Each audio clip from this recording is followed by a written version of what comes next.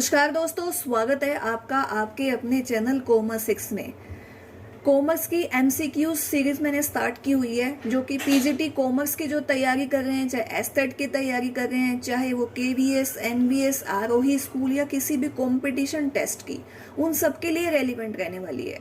तो 2 वीडियो मेरी पहले आ चुकी हैं, अगली ये 3rd वीडियो है मेरी। लगभग 10 से 12 क्वेश्चन मेरे एक सीरीज के अंदर होते हैं और हर क्वेश्चन के अंदर 2 या 3 क्वेश्चन आपके निकल के आ रहे हैं। साथ के साथ कुछ फैक्ट भी मैं बताती हूँ आपको कि उससे रिलेटेड जितने क्वेश्चंस होते हैं उसके बाद कुछ फैक्ट्स हैं जो आप लोगों को शायद पता है या शायद नहीं भी पता।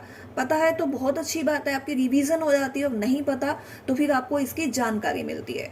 चलिए स्टार्ट करते हैं हम अपना टॉपिक, मतलब अपनी जो सीरीज है वो स्टार्ट करेंगे। आज जो मेरा टॉपिक रहेगा वो रहेगा मार्केटिंग से रहेगा, कि मार्केटिंग से रिलेटेड क्वेश्चन, मार्केटिंग के जो क्वेश्चन हैं आपके। पिछली बार अगर मैं एस्टेट की बात करूं तो पिछली बार के एस्टेट के अंदर लगभग क्वेश्चन आपके मार्केटिंग के और एचआरएम के आए हुए थे। और बात करेंगे अगर हम यूजीसी नेट की तैयारी कर रहे हैं तो उसके अंदर भी मार्केटिंग का काफी पार्ट रहता है। 10 से 12 क्वेश्चन जो हैं वो आपके इसमें आते ही आते हैं। तो स्टार्ट करते हैं। Who suggested product, pricing, place, promotion of all in a company represent marketing mix? यानी मार्केटिंग मिक्स का जो कंसेप्ट है उसके अंदर मार्केटिंग के जो सजेस्ट किसने किया था, मार्केटिंग को सजेस्ट, मार्केटिंग मिक्स को। अब अगर बात करेंगे मार्केटिंग मिक्स की तो सबसे पहले जो डेफिनेशन है वो किसने दी थी, वो तो चैरिटी ने दी थी। तो फिर ये कैसे, इसमें तो चैरिटी का तो कोई नाम ही नहीं है। तो देखें एक बार क्या क्या ऑप्शंस आ रहे हैं, उसके अकॉर्डिंग देखेंगे। एक तो है जी हमारा नेल बोर्डन, एक है नेल्सन ऑप्शन, एक है फिलिप कोटलर। फिलिप कोटलर को तो मेरे ख्याल में हम लोग क्या मार्केटिंग का जो फादर है वो फिलिप कोटलर को ही मानते हैं। तो एक है स्टेफन मोर्स। तो चारों में से आंसर आपका क्या रहेगा? अगर इसके अंदर ये आ जाता कि डेफिनेशन किसने दी है मार्केटिंग मिक्स की, तो फिर तो आपका आता चैरिटी, तो आपका चैरिटी आता।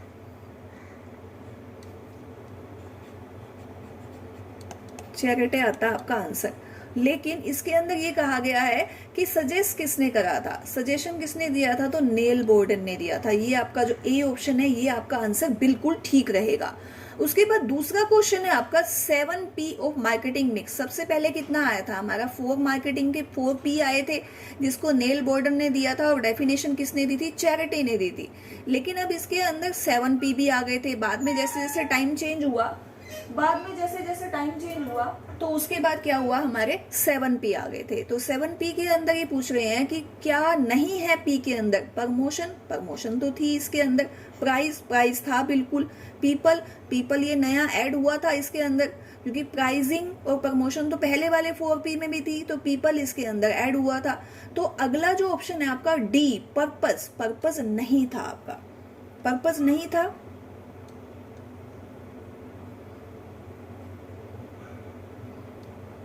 पर्पस जो है वो आपका इसके अंदर नहीं था, तो आंसर क्या रहेगा, पर्पस रहेगा।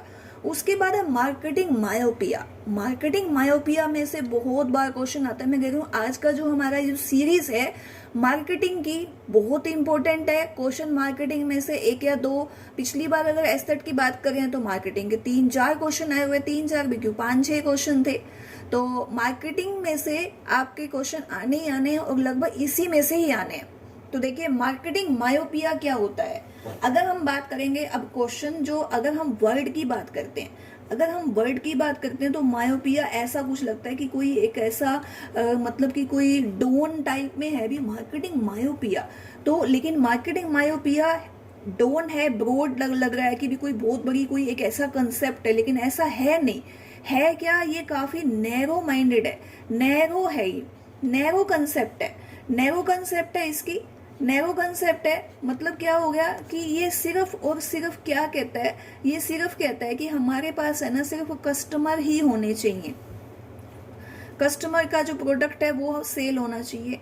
कस्टमर चाहता क्या है, कस्टमर को बेनिफिट मिल रहा है नहीं मिल रहा, उसको सोशल वेलफेयर मिल रहा है नहीं मिल रहा, नहीं। बस मार्केट के अंदर कस्टमर देखा कोई सोशल वेलफेयर नहीं है, कोई प्राइस ज्यादा मिल रहा है कम मिल रहा है, कुछ भी नहीं, ना ही उसने कोई सोशल देखना ना कुछ। काफी इसकी जो सोच है वो काफी ज्यादा नैरो है।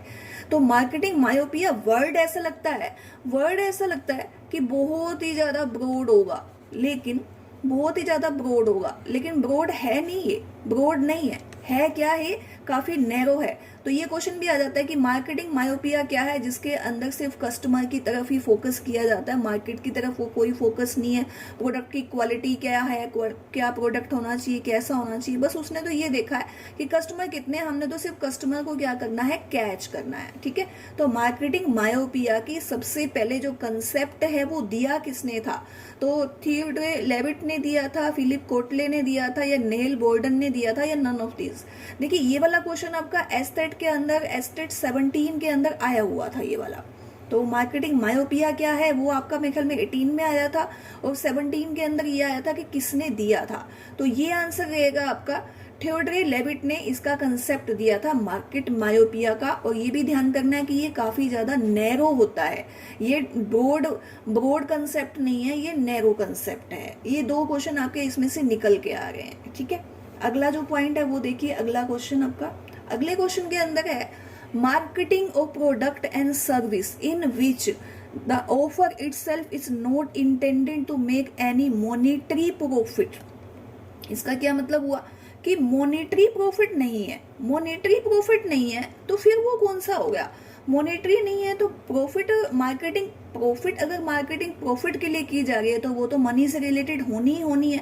उसके बाद है वर्चुअल मार्केट, अगर हम वर्चुअल मार्केटिंग भी करते हैं तो मनी तो इसके अंदर मोटिव रहता ही है।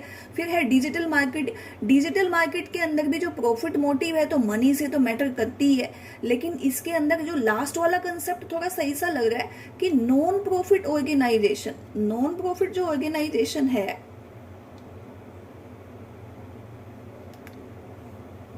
नॉन प्रॉफिट ऑर्गेनाइजेशन है, ये जो है वो आपका आंसर बिल्कुल सही रहेगा। तो ऑप्शन नंबर जो आपका 4 है, जो डी है, वो बिल्कुल ठीक रहेगा।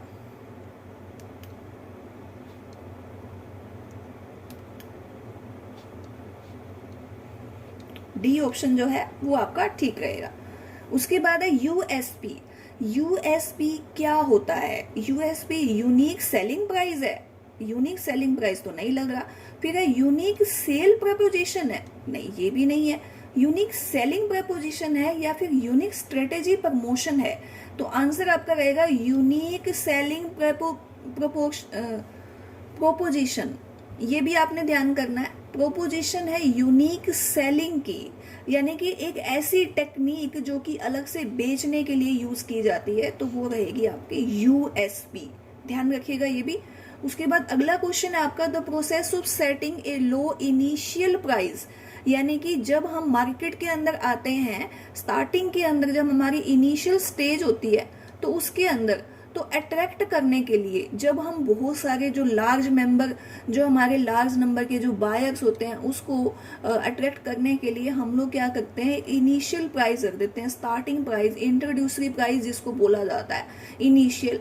तो वो कौन सा होता है, गोइंग रेट प्राइस है? नहीं, गोइंग रेट प्राइस तो तब होता है जब मार्केट की चलती हुई मार्केट के अंदर हम आते हैं, तो नई मार्केटर क्या करता है कि जो मार्केट के अंदर प्राइस चल रहा होता है उसी को डिसाइड कर लेता है वो, कि भी अगर मान लो पार्ले जी बिस्कुट है वो 10 रुपए का चल रहा है, तो 10 रुपए का चल रहा है तो हमने भी 10 रुपए ही डिसाइड कर लिया, हमने कहा कि 10 का ही हम देंगे, तो वो क्या है, गोइंग रेट प्राइस है। लेकिन ये जो कह रहे हैं लो इनिशियल है, लो इनिशियल प्राइस है, यानी कि मान लो 10 रुपए मार्केट के अंदर रेट है तो हमने क्या लगा रखा है, हमने तो 8 रुपए लगा रखा है। अगर हम 8 रुपए में दे रहे हैं, हमने तो इनिशियल दिया है, इंट्रोड्यूसरी दिया है, तो उसको क्या बोलेंगे, going rate pricing, marketing presentation pricing, value based pricing, या फिर स्कीमिंग प्राइसिंग। तो हमारा आंसर ये रहेगा B option, marketing presentation pricing, यानी कि मार्केट के अंदर हमने अपने आप को प्रेजेंट करना है, इसलिए हमने जो बिस्कुट की कीमत है हमारी 10 रुपए वाले की हमने एक बार 8 रुपए रखी है। उसके बाद आगे देखिए अगला question, A reduction of price on A reduction in price on purchase during a stated period is time is, मतलब कि एक पर्टिकुलर पीरियड के अंदर हम जब किसी सामान को खरीदने के लिए जाते हैं, परचेज करने के लिए जाते हैं, तो हमें कुछ उसमें टाइम के स्टेटेड टाइम पीरियड में कुछ कम रेट मिल जाता है। जैसे मान लो 2000 रुपए का सामान है, ₹2000 का सामान है और अगर कस्टम जो सेलर है वो हमें कह रहा है कि अगर आप ₹1800 दे दो, आप ऐसा करो, आप है ना ₹1800 दे दो, लेकिन है ना आप मुझे 1 महीने के अंदर अंदर पेमेंट जो देनी थी ना वो मुझे आज ही दे दो। आप 1 महीने के अंदर पेमेंट दे रहे हो तो आपको ₹1800 2000 देने पड़ेंगे, और अगर आप अभी दोगे तो मुझे आप ₹1800 में ही इसको खरीद लो, तो वो क्या हो जाएगा, डिस्काउंट हो जाएगा। ठीक है, ये भी ध्यान रखना है आपने। अब एक और क्वेश्चन भी आता है आपका, कैश डिस्काउंट और ट्रेड डिस्काउंट।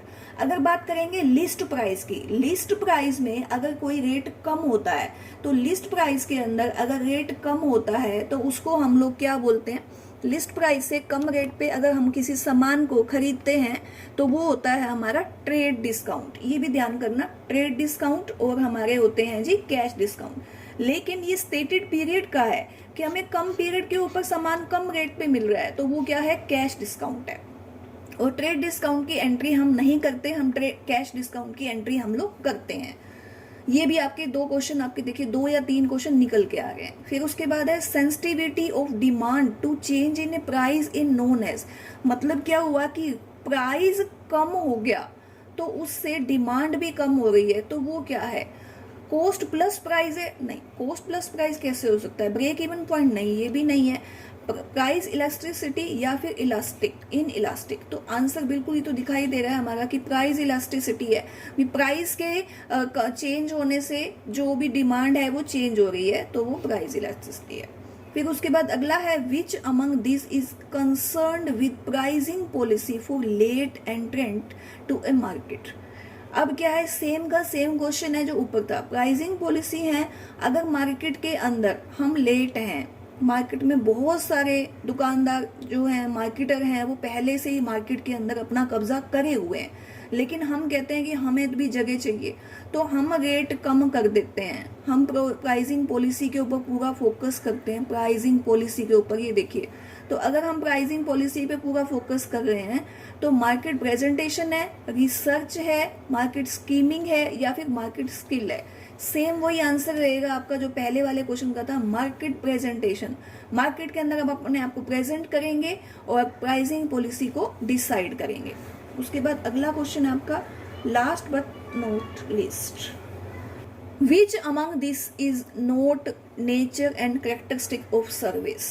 तो इसके अंदर जब हम कभी भी किसी भी मार्केटिंग के अंदर कोई सर्विस देते हैं तो सर्विस के अंदर हम हमेशा कहते हैं कि जो हमारा सामान है ना वो ड्यूरेबल है, चलने वाला है, बिल्कुल वेरिएबिलिटी है, मतलब कि वैरायटी है। मार्केट में जो हम सामान बेच रहे हैं वो सबसे अलग है तभी तो लोग खरीदेंगे।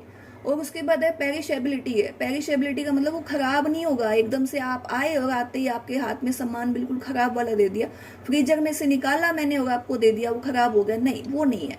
तो फिर ये तीनों पार्ट तो सर्विस के लग रहे हैं, तो फिर ये कौन सा है, इंटेंजिबिलिटी, ये सर्विस का पार्ट नहीं है। इंटेंजिबिलिटी, अमूर्तता, जो चीज हमें दिखाई नहीं दे रही वो हमारी सर्विस कैसे हो जाएगी।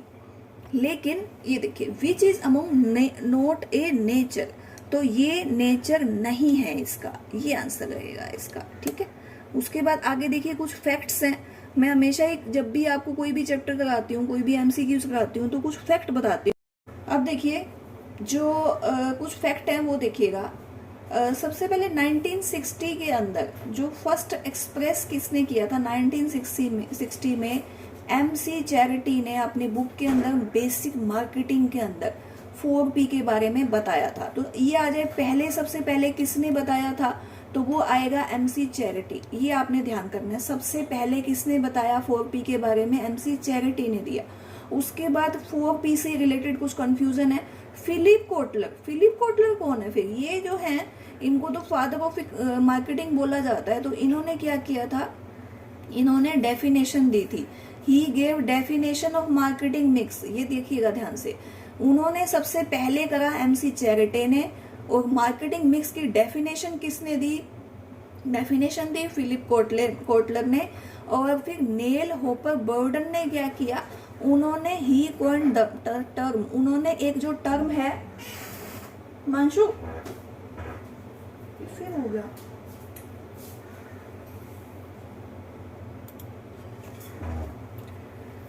जो टर्म है उन्होंने किसने दी थी, ये वाली नेल होपर बोर्डन ने, जो आपका पहला क्वेश्चन था। ठीक है, अगर टर्म के बारे में आ जाए मार्केटिंग मिक्स किसने दी है तो नेल होपर बोर्डन ने, और अगर डेफिनेशन आ जाए तो फिलिप कोटलर ने, और सबसे पहले इंट्रोडक्शन किसने की थी तो एमसी चैरेटे ने। मार्केटिंग मिक्स से 4P में 4 पर्सन जो है वो जुड़े हुए हैं, 3 पर्सन, उन तीनों को आपने ध्यान करना है क्योंकि इसमें से क्वेश्चन आएगा और आप कंफ्यूज नहीं होना आपको। उसके बाद है मार्केटिंग मायोपिया।